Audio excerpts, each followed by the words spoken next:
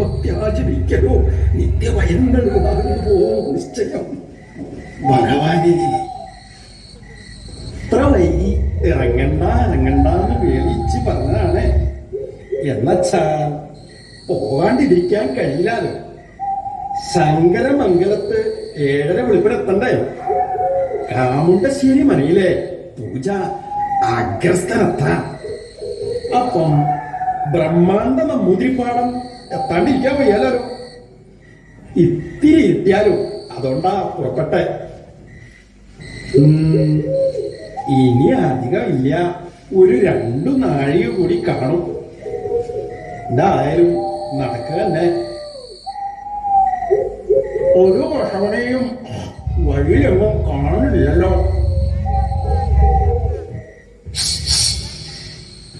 ആരാത്?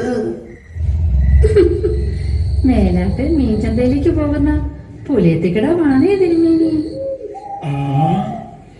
ശിവ ശിവ, എന്തായി കാണേ? പുലരി ഉദിച്ചു വരികയാണെന്നല്ലോ മാം ഇരിച്ചത്. എന്താ നിന്റെ പേര്? നീലി. വീട്ടിൽ നിന്ന് ഇറങ്ങുമ്പോ ചുണ്ണാമ്പ് പൊതിയെടുക്കാൻ മറന്നു. ഈ തണുപ്പിന് ഒന്ന് മുറുക്കാൻ ഇവിടെ ഇരുന്നതാ. ചുണ്ണാമ്പില്ലാത്തതിനാ മുറുക്കാൻ പറ്റിയില്ല. തിരുമേനിയുടെ കയ്യിൽ കാണുമോ അല്പം ചുണ്ണാമ്പെടുക്കാൻ? പിന്നെന്താ, നമുക്ക് വിശദമായൊന്ന് മുറുക്കി തണുപ്പ് മാറ്റി അങ്ങോട്ട് പോകാം. എന്തേ? ഏയ്, എന്താ ഇത്? വിരലുകൾ വിട്ടു പോരുന്നില്ല. ഇതെന്തു മന്ത്രമാ നീ കാണിച്ചത്? അതിന് ഞാനൊന്നും കാണിച്ചില്ലല്ലോ. വാ തിരുമേനി, എല്ലാം വിശദമായിട്ട് കണ്ടു കേട്ട് പോകാൻ. ഇതെങ്ങോട്ടാണ് നീ എന്നെ കൊണ്ടുപോണേ? ആട്ടെ, മോമും വരണ്ട്.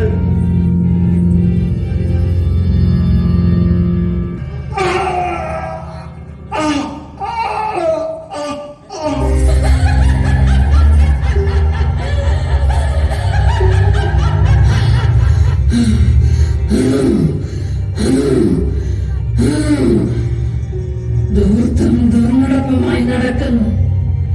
എല്ലാ പുരുഷവർഗത്തിന്റെയും നെഞ്ച് പിളർന്ന് ആ ചുടുരക്തം നുകർന്നെങ്കിലേ എന്റെ താം ശമിക്കൂ.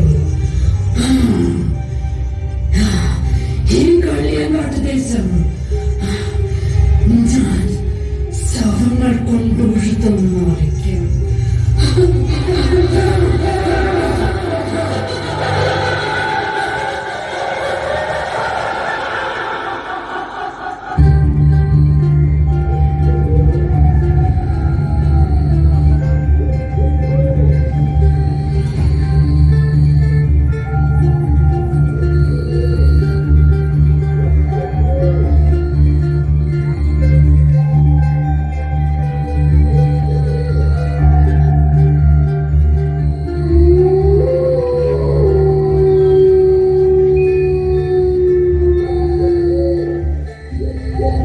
ഒന്ന് നിൽക്കണേ.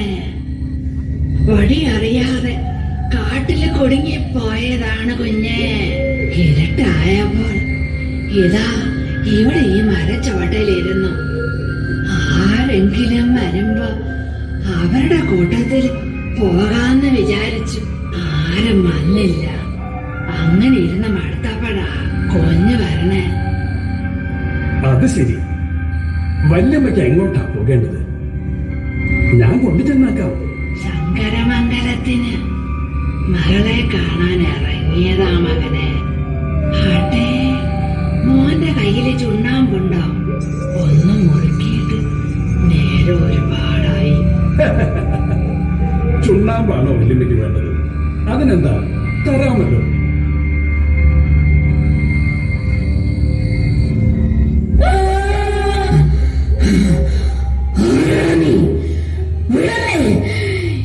എന്നെ വിടാൻ എന്നെ തുടക്കാൻ നിൽക്കാവില്ല.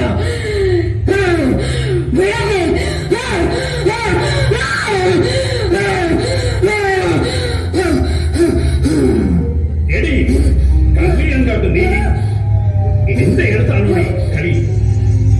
നിന്റെ ഈ കളി അവസാനിപ്പിക്കാൻ തന്നെയാണ് ഞാൻ ഇന്ന് വന്നത്.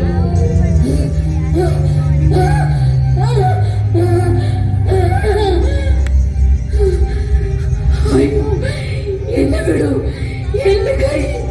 അയ്യോ, ആരാണ് ആരോടോടുന്നു? ദൈവമായി എന്നെ വിടൂ, ഞാനൊരു പാവമാണ്. പാവമാണ്? പാവപ്പെട്ട ചെറുപ്പക്കാരെ വശീകരിച്ച് രക്തമൂറ്റി കുടിച്ച് ജീവിക്കുന്ന നീ പാവമോ? എന്റെ വശീകരണത്തിൽ വീണുപോകുന്ന മനോബലമില്ലാത്ത അല്പപ്രാണികളായവരെ ഞാൻ കൊല്ലുന്നുള്ളൂ പ്രഭു. നീരും നെറിയുമുള്ളവരെ ആക്രമിക്കാറില്ല. അതുകൊണ്ട് എന്നെ വെറുതെ വിട്ടുകൂടെ?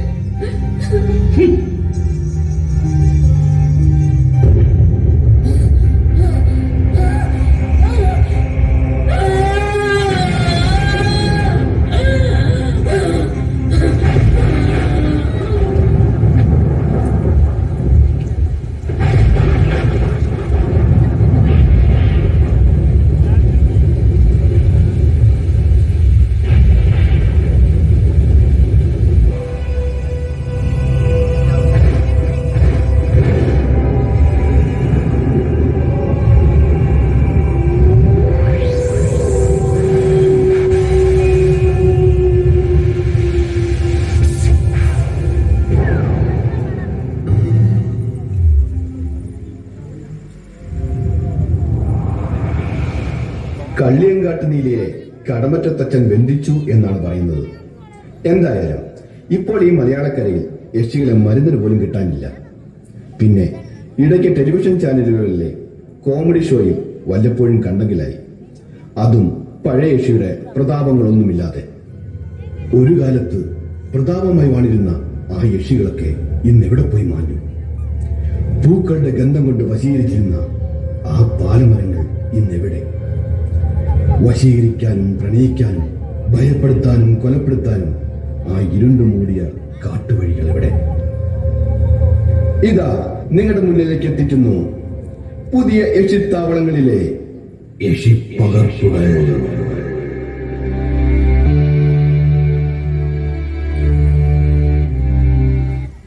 നീ ഒന്ന് പോടാ, അങ്ങനെയൊന്നും ആയിരിക്കത്തില്ല. എടാ പിന്നെയുണ്ടല്ലോ, ഞങ്ങളുടെ പുതിയ വന്ന സാറില്ലേ, പുള്ളിക്കാരൻ എന്നോട് ഇന്നലെ നമ്പർ ചോദിക്കാം. ആ സത്യമായിട്ടും.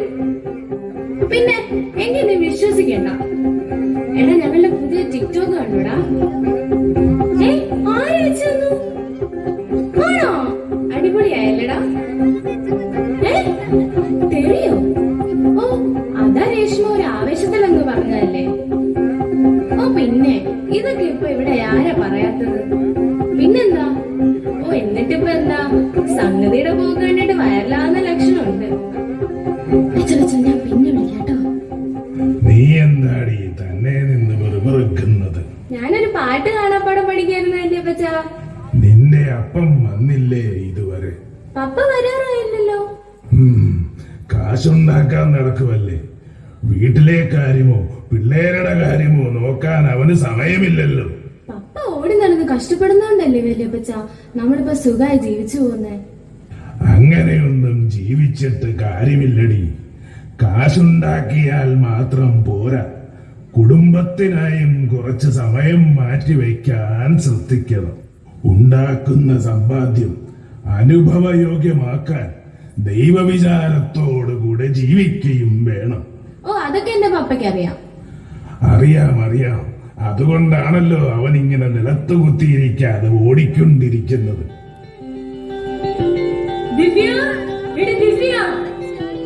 ആരാണ്ട് വഴിയിൽ നിന്ന് വിളിക്കുന്നുണ്ടല്ലോ. ഏത് കൂട്ടുകാരി?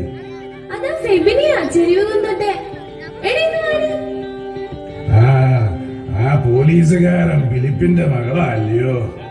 എനിക്കറിയാം. എന്തുണ്ട് വിശേഷങ്ങള്? എന്ത് വിശേഷം മോളെ, വിസ വരുന്നതും കാത്തിരിക്കുവല്ലേ? വിസയോ? എങ്ങോട്ടേക്ക്? സ്വർഗത്തിലേക്കാണോ നരകത്തിലേക്കാണോ എന്ന് അങ്ങ് ചെല്ലുമ്പോഴല്ലേ അറിയാൻ പറ്റൂ. എന്റെ അപ്പച്ച, എടി അത് വല്യപ്പച്ചനൊരു നമ്പർ ഇട്ടതല്ലേ? നിങ്ങൾക്കിപ്പോ ഇതെല്ലാം നമ്പറാണല്ലയോ? ഇനി മക്കള് സംസാരിക്കേ, വല്യപ്പച്ചനകത്തോട്ട് ചെല്ലട്ടെ.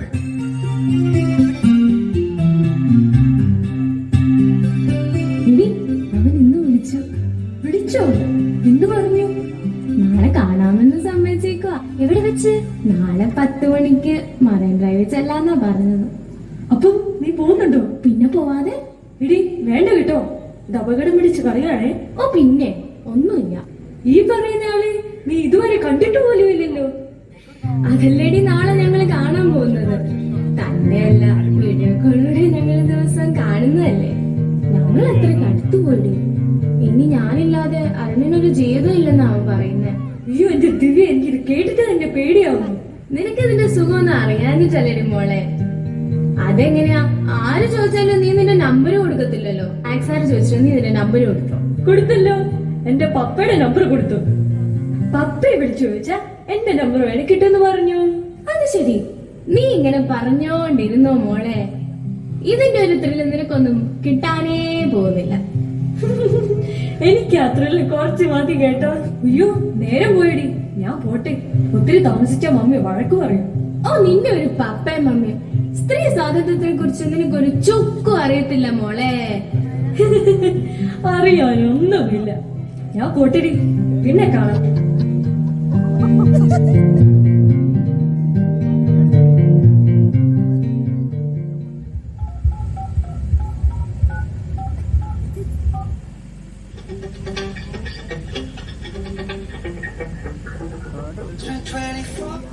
ഹലോ, എന്തെടുക്കുവാ? വരും, ഉറപ്പായിട്ടും വരും. ഞാനും നോക്കിയിരിക്കുക, നേരിൽ കാണുന്നതിന്റെ ഒരു ത്രില്ല്. നാളെ കൃത്യം 10:00. Okay okay, bye, good night.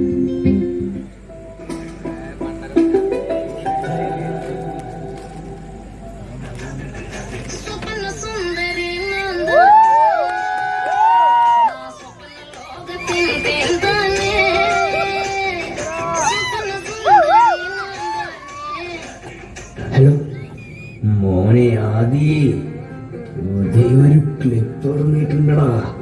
അടിപൊളി, സൂപ്പർ സീരിയൽ ആക്ട്രസാ മോനെ. ഞാൻ ലിങ്ക് അയച്ചില്ല, പക്ഷെ നിന്റെ അക്കൗണ്ട് ഓപ്പൺ ചെയ്തേ കാണാവൂ കേട്ടോ. അതുപോലെ നിന്റെ സെർച്ച് ഹിസ്റ്ററി വാച്ച് ഹിസ്റ്ററി ഒക്കെ ഡിലീറ്റ് ചെയ്തേക്കണം. ഒന്ന് ഓക്കേടാ, ഞാൻ അയച്ചിട്ടുണ്ട്. എൻജോയ്.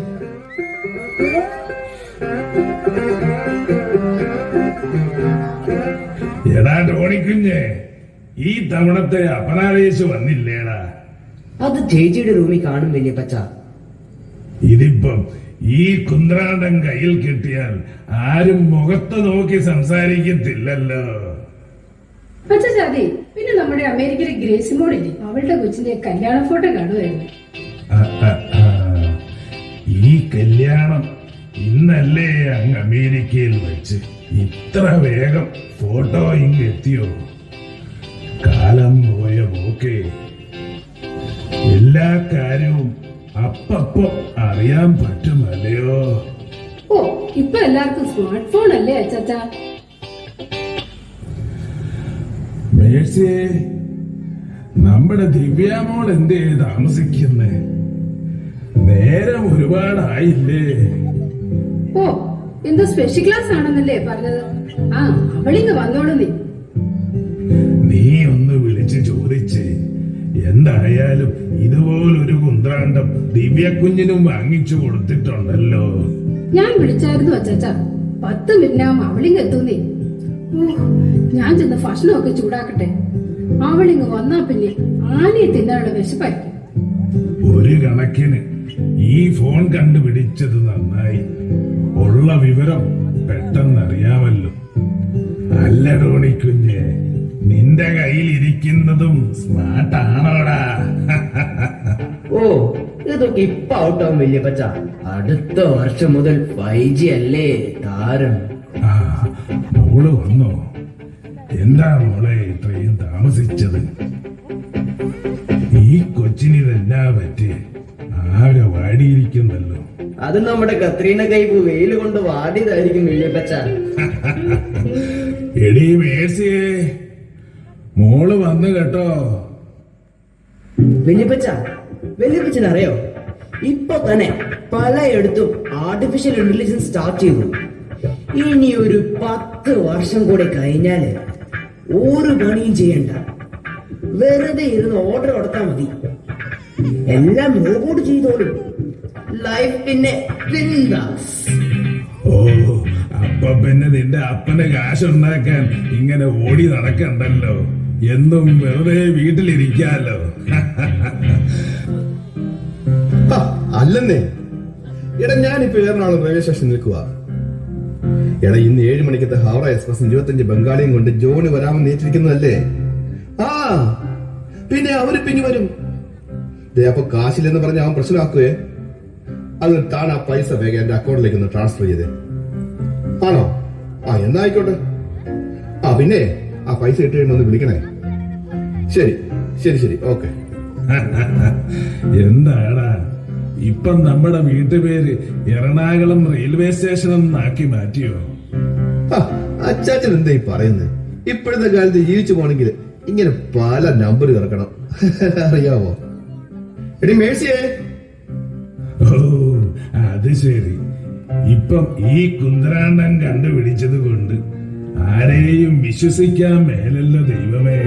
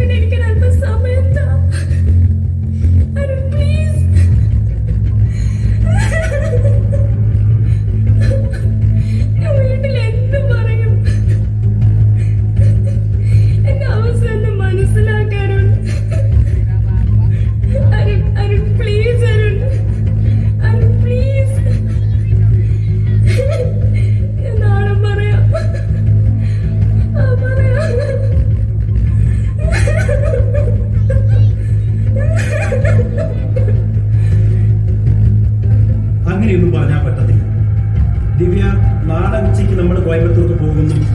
മോളെ ഒരാഴ്ച അടിച്ചു പൊളിച്ച് സുഖമായിട്ട് കൂടിയിട്ട് നമുക്ക് പോരാം. പറ്റില്ല പറ്റില്ല പറ്റില്ല ദിവ്യ, നീ വന്നേ പറ്റൂ. എടി, വീട്ടിൽ നിന്ന് കുറച്ച് എതിർപ്പുണ്ടാവും, അത് കാര്യമാക്കണ്ട. അല്ല, വീട്ടിലറിഞ്ഞാൽ എന്താ കുഴപ്പം? നമ്മൾ കല്യാണം കഴിക്കാൻ പോകില്ലേ?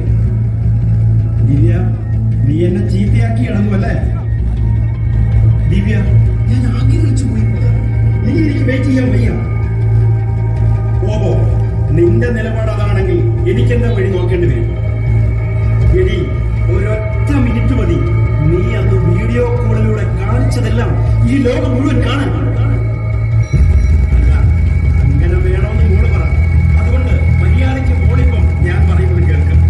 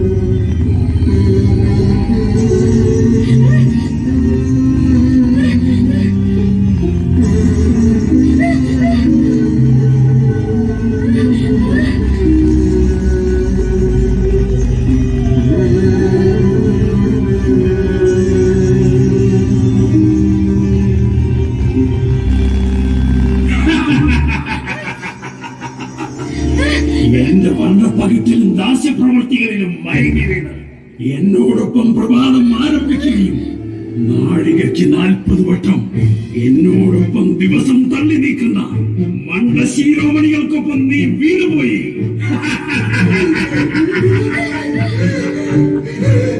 കുടുംബബന്ധങ്ങളുടെ പവിത്രതയും ഊഷ്മളതയും അവഗണിച്ച് പരസ്പരം അറിയാനോ പറയാനോ സ്നേഹിക്കാനോ സമയവും വിശ്വാസവും ഇല്ലാത്ത സാങ്കല്പിക സ്വാർത്ഥപതികളായ ഒരു കൂട്ടം ആളുകളുടെ ഇടയിൽ മാത്രം വിഹരിച്ചിരുന്ന എന്നെ നിന്നെ പോലെയുള്ളവർ ഇവിടെ എത്തിച്ചു. നിന്നെ ഞാനിങ്ങനെ എടുക്കുകയാമോടെ. എനിക്ക് നിന്നെ വേണം, എനിക്ക് കിട്ടിയേ തീരും.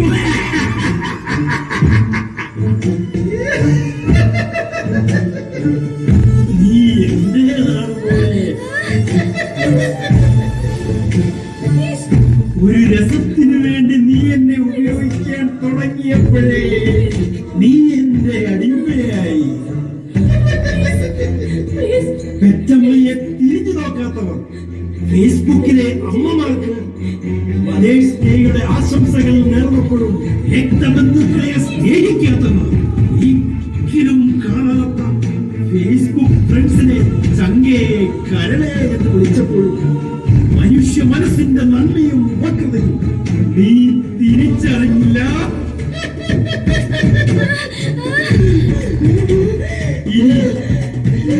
എന്റെ ഉള്ളമാണ് മോളെ.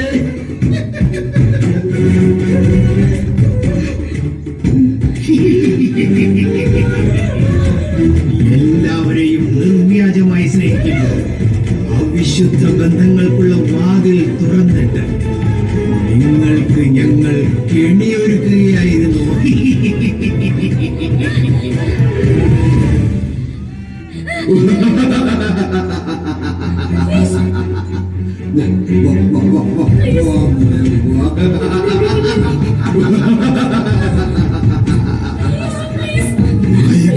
പാതാള ലോകത്താണ് ഇന്ന് പട്ടി വിരിച്ച് കിടക്കുന്നത്.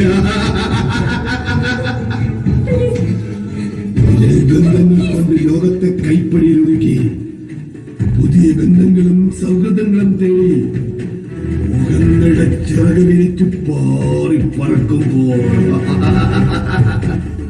നിങ്ങളുടെ രക്തമൂറ്റി കുടിക്കാൻ രൂപവും ഭാവവും മാറി കാലാകാലങ്ങളായി ഞങ്ങൾ കാത്തിരിക്കുകയായിരുന്നു.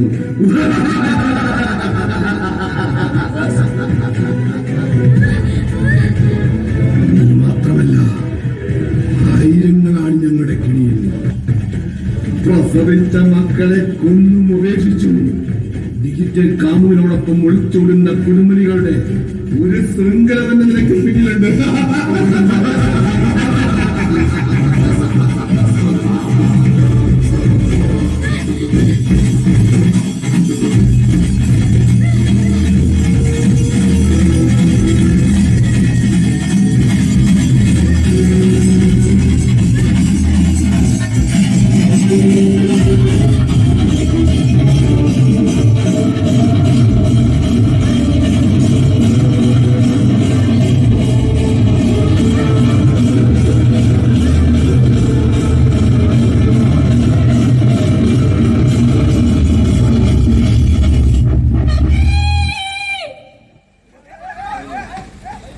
മോളെ ദിവ്യേ, നീ വിളിച്ചായിരുന്നോടി? ഒന്നുമില്ല, ഒന്നുമില്ലമ്മ, ഒന്നുമില്ല. എന്താ മോളെ, എന്നെ പറ്റിയേ? എന്നോട് കൊച്ചേ, നീ ആകെ വേർത്തിരിക്കുന്നല്ലോ. എന്തെങ്കിലും കണ്ട് പേടിച്ചോ? എന്നോട് കൊച്ചേ, നീ പറ, എന്നെ പറ്റിയേ? മോളെ, എന്നെ പറ്റിയേ? അമ്മയോട് പറ. ഈ കാര്യം എങ്ങാനും നീ ആരോടെങ്കിലും പറഞ്ഞാൽ പിന്നെ ലോകം മുഴുവൻ കാണും. ഒന്നുമില്ലമ്മ, എനിക്ക് തലവേദന. ഞാനൊന്ന് പോയി കിടക്കട്ടെ. ദിവ്യ, എന്താ അപ്പ? എന്തു പറ്റിയെന്ന് ഇത്രയും ചോദിച്ചിട്ട് മോളെന്താ അമ്മയോടൊന്നും പറയാത്തത്? പേടിച്ചിട്ടായിരിക്കും അല്ലേ? എങ്കിൽ പിന്നെ പപ്പ പറയട്ടെ. എന്ത് എന്ത് പറയട്ടെന്ന്? മോളുടെ തലവേദനയുടെ കാര്യം. മോളെ, മോൾ പേടിക്കണ്ട. മോളുടെ ഫോണിൽ സാധാരണ കൂടുതൽ നേരം ഫോൺ അറ്റൻഡ് ചെയ്യുമ്പോൾ അതറിയാനുള്ളൊരു അഭാവം അമ്മയുടെ ഫോണിൽ ഇൻസ്റ്റാൾ ചെയ്തു. കഴിഞ്ഞ 2 ആഴ്ചയായി ആദ്യം ശ്രമിച്ചു. അതുകൊണ്ട് ആരാ ഈ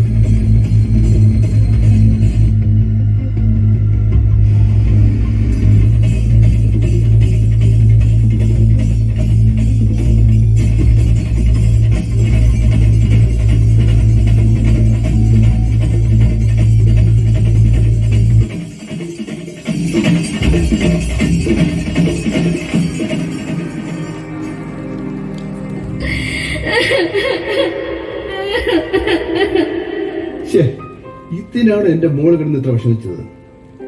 പപ്പ അതിപ്പോ തന്നെ സോൾവ് ചെയ്തിട്ടാണ്. മോള് വിഷമിക്കാതെ അമ്മയുടെ കൂടെ പോയി വല്ലതും കഴിച്ചേ.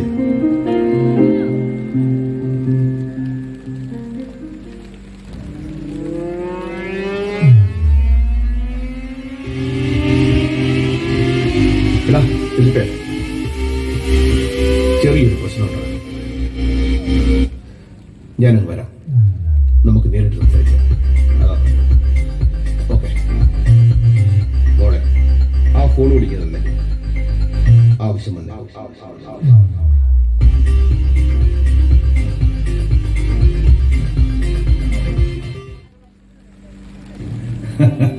അവന്റെ പേരൊന്നും അല്ലെന്നേ, ആള് പക്ക ഫ്രോഡാ. ഏതായാലും കക്ഷി എങ്ങും വിട്ടു പോയില്ല, അതുകൊണ്ട് കൈയോടെ പൊക്കാൻ പറ്റി. ശ്ശോ, ആൾക്കാരൊക്കെ ഇങ്ങനെ തുടങ്ങിയ എങ്ങനെ ജീവിക്കും? മേഴ്സി, ഇതൊക്കെ ഒരു കെണിയാണ്. കെണിയൊരുക്കി വേട്ടക്കാർ കാത്തിരിക്കും. ചെന്ന് വീണ് കൊടുത്തിട്ട് കൈകാലിടിച്ചിട്ട് എന്ത് കാര്യം? എന്നാലും നിശ്ചയില്ലാത്ത ഈ ഫോണെന്ന് പറയുന്ന സാധനം ഉവായ കുഴപ്പം വല്ലതുമാണോ ഉണ്ടാക്കുന്നത്? ഇത് ഫോൺ ഉണ്ടാക്കുന്ന കുഴപ്പമല്ല മേഴ്സി, അത് ഉപയോഗിക്കുന്നതിൽ വരുന്ന കുഴപ്പമാണ്. പണ്ട് കള്ളിയാങ്കാട്ട് നീലി എന്ന ഋഷിക്കഥ കേട്ടിട്ടില്ലേ? അവൾ ചോദിക്കുന്നത് നിസ്സാരമായ സ്വല്പം ചുണ്ണാമ്പാണ്. പക്ഷെ അത് കൊടുത്തുപോയാൽ അവൾ നമ്മുടെ ജീവനെടുക്കും. ഇതും അതുപോലെയാ. സോഷ്യൽ മീഡിയ നല്ലതാ, പക്ഷെ അത് നല്ല കാര്യങ്ങൾക്ക് ഉപയോഗിക്കണമെന്ന് മാത്രം. ഇതിപ്പോ നല്ലതാണോ ചീത്തയാണോ എന്ന് എങ്ങനെ തിരിച്ചറിയാനാ? മേഴ്സി, അതിന് ചില വഴികളൊക്കെ ഉണ്ട്. നമ്മൾ നമ്മുടെ ലൈഫിൽ ചില പോളിസീസ് കീപ്പപ്പ് ചെയ്താൽ മാത്രം മതി. മിസ്ഡ് കോൾ പാടെ അവഗണിക്കുക, പരിചയമില്ലാത്ത ഗ്രൂപ്പിലോ പേജുകളിലോ അംഗമാകാതിരിക്കുക. ഇനി അഥവാ വല്ല അബദ്ധവും പറ്റിയാൽ വീട്ടുകാരോടോ കൂട്ടുകാരോടോ ഒട്ടും സമയം കളയാതെ വിവരം പറയണം. വീട്ടുകാരോടോ കൂട്ടുകാരോടോ പറയണമെന്ന് പോലുമില്ല. ഇപ്പോൾ സൈബർ സെല്ലിന്റെ പ്രവർത്തനം എല്ലാ പോലീസ് സ്റ്റേഷനിലുമുണ്ട്. ആലോചിച്ചിരുന്ന് സമയം കളയാതെ എത്രയും വേഗം വിവരം അറിയിക്കണം, അത്ര തന്നെ.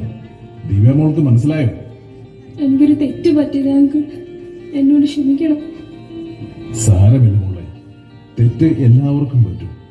അതിൽ വീണ് പോകാതെ തിരുത്താൻ കഴിയുമ്പോഴാണ് നമ്മൾ വിജയിക്കുന്നത്. ഇനി പേടിക്കണ്ട കേട്ടോ. സ്റ്റീഫ, ഞങ്ങൾ ഇറങ്ങിട്ടോ. ഞാനും പോട്ടടി ദിവ്യ. ശരി, നമുക്ക് നാളെ സ്കൂളിൽ വെച്ച് കാണാം.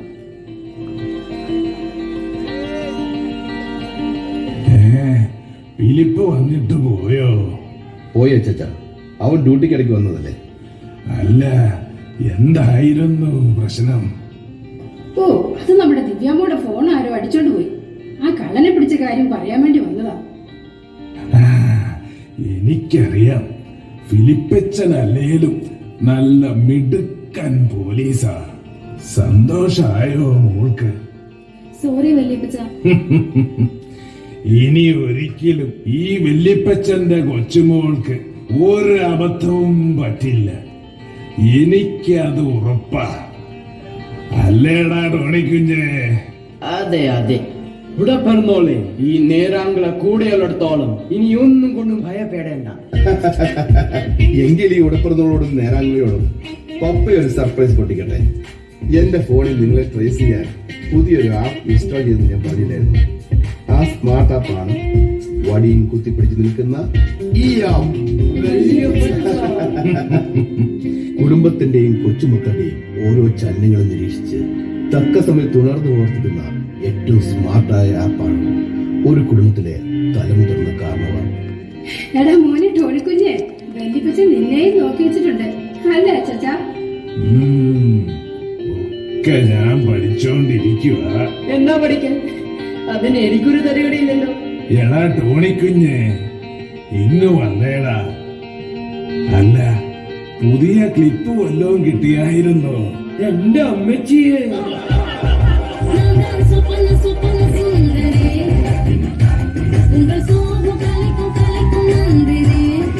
കൈവിരൽ തുമ്പിലൂടെ കൈ